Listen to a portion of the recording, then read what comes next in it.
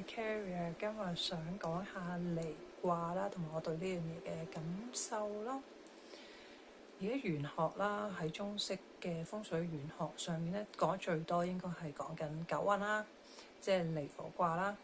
咁離咧就有兩個火係組成嘅，咁大家都係見到係一個陽啦、陽爻啦，跟住陰爻啦，即係中間有個窿啦，跟住個陽爻咯，咁佢組成。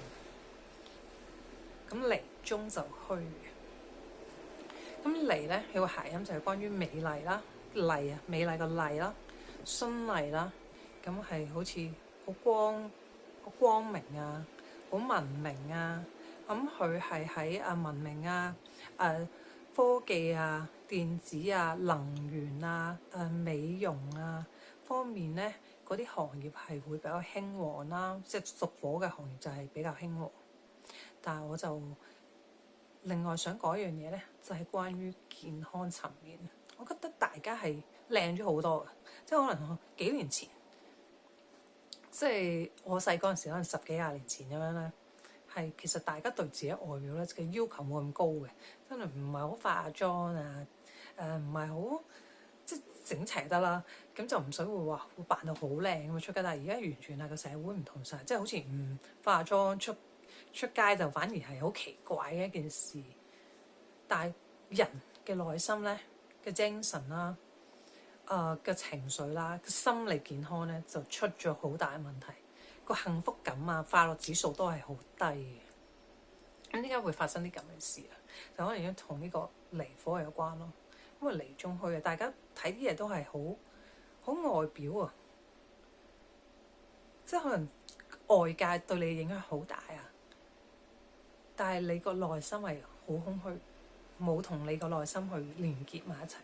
好多嘢都係用個腦啦，用腦袋去思考，冇去用心去感受。呢樣嘢係我想提醒翻大家要去同自己內心連結啦。所以我個頻道咧原本係 create your own magic 嘅，我係好相信自己有能力去創造自己人生啦。咁我就轉咗做 Carrie Heart Magic 嘅，係同個心有關，因為我覺得嚟緊啊，呢10幾20年都係講我個心係好緊要。同埋我都有個忠告俾大家嘅。因為而家咧呢個年代都係身心靈嘅玄學啊，係會好興旺嘅呢樣嘢，因為佢都係屬火噶嘛。咁大家就要小心，因為好多嗰啲宗教啊，好多神神怪怪嘅嘢會冒起啦。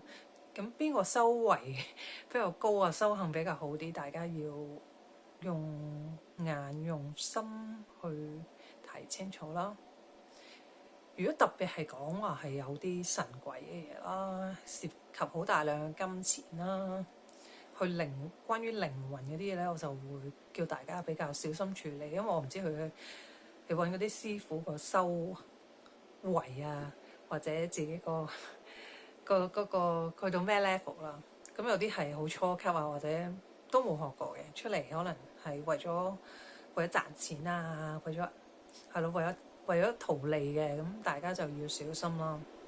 同埋我都係覺得，如果你行正道啦，你個 intention 啊，你係保持一個正面嘅，去可能幫人啊，或者去做一啲善事啊。我覺得你做咩天都會幫你嘅，即係你唔係去行一啲歪路啊，唔係殺人放火啊，唔係為咗錢去做啲唔好嘅嘢啊。我覺得上天一定會眷顧你嘅。如果你行一個正道，咁呢個就係我俾大家嘅忠告啦。希望呢個視頻幫到大家啦。拜拜。